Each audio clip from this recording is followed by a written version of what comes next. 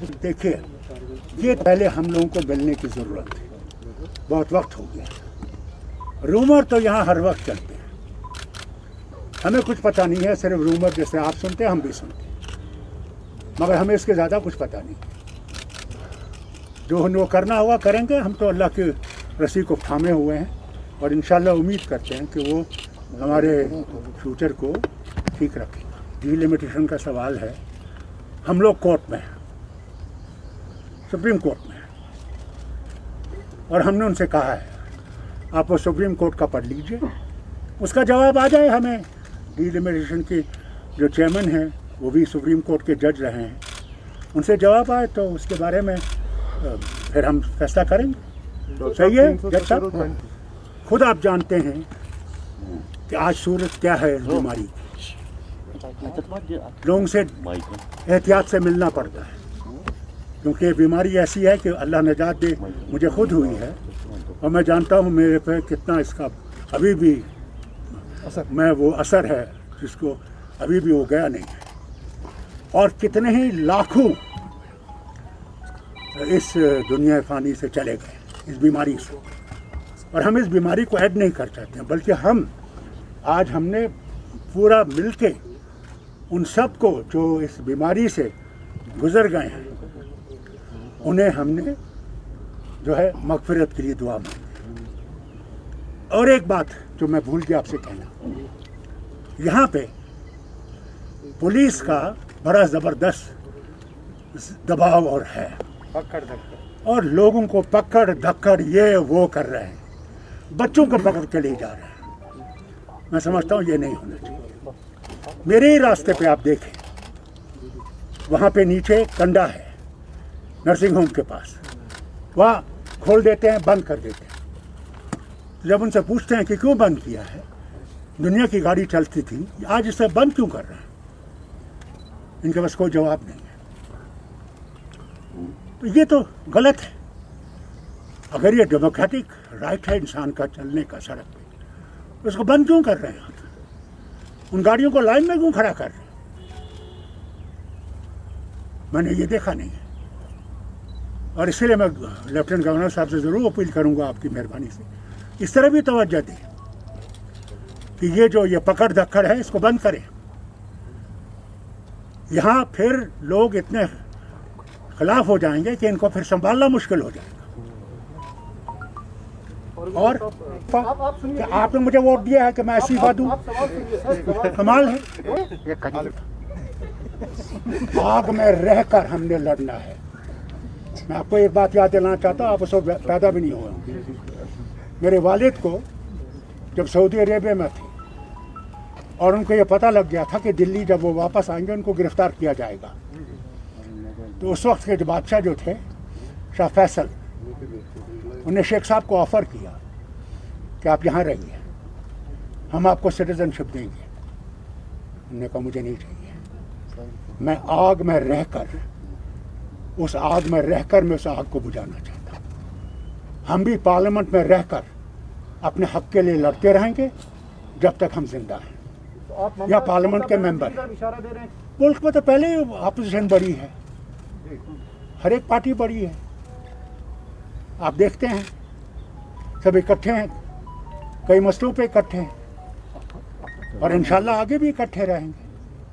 तो ऐसी बात तो है नहीं कि नहीं इकट्ठे रहेंगे। मैं सिर्फ हम सब भी यहाँ से इस बदनसीब सरजमीन से ताल्लुक़ रखने वाले हैं, जो भी मुसीबत आज तक आन पड़ी है हम पर, एक साथ मिलकर हमारे आवाम ने उसको झेला है, सामना किया है।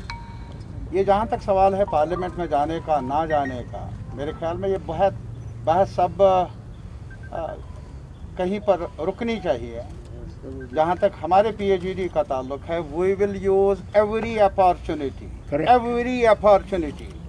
कमज़ोर से कमज़ोर तरीन अपॉर्चुनिटी भी हमें मिले, हम उसको खोना नहीं चाहेंगे, मज़ाहमत कर लेंगे अपने आवाम की खातिर। और एक बात मैं अश्योर करना चाहता हूँ PhD के रहनुमाओं की तरफ से, never ever misunderstand us, and we must convey it to the people of every region, whether it is Jammu, Kashmir, even Ladakh, that we shall be on the side of our dear people who are suffering, who are settled, there is no hope, but certainly we will be on their side. एक बात कहूँगा, कोई दरवाज़ा हमने बंद नहीं किया है, ये बात याद रखें। जब वो हमें बुलाएंगे उस वक्त इंशाल्लाह देखा जाएगा। हम लोग देखेंगे उस वक्त। We will discuss. We will see to this thing, but we have Thank not you very closed any much. options. Yes, We not closed any doors. yes, very correct. आप भी जानते हैं कि बहुत महीनों के बाद हम लोग मिल रहे हैं। उसकी वजह बहुत सी हैं।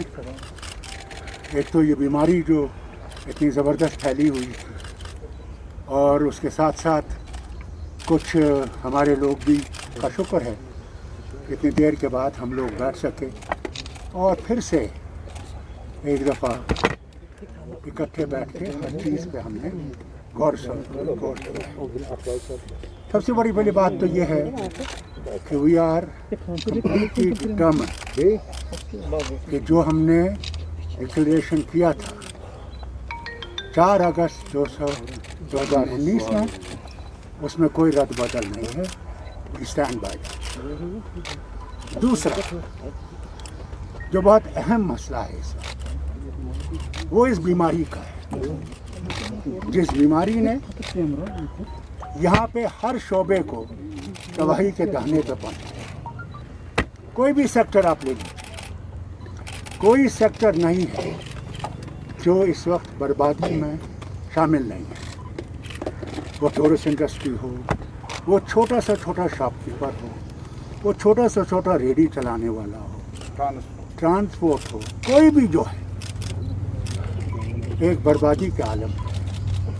उसके ऊपर जो फिर अल्लाह की तरफ से बहुत ज़बरदस्त बारिशें पड़ी और ज़ालाबारी हुई, किसान को नुकसान हुआ। किसान बिल्कुल जो आबाद था, आज काफ़ी वो किसान जो है, किसानों की तरफ 1000 रुपया दिया है। उससे क्या, इनको एक जामा पॉलिसी बनानी चाहिए जिसमें वो हमारी टूरिज्म इंडस्ट्री से हो, वो हमारे दूसरे तबकों से ताल्लुक़ रखते हो, हैंडीक्राफ्ट जो भी है, उनकी तरफ इनको आज ज़बरदस्त सोचना चाहिए कि कहीं वही हाल ना हो जाए जैसे उस मास्टर के बच्चे ने, क्योंकि वालिद के पास फीस का पैसा नहीं था, उसने अपनी जान गंवाई। नूराबाद कुलगांव।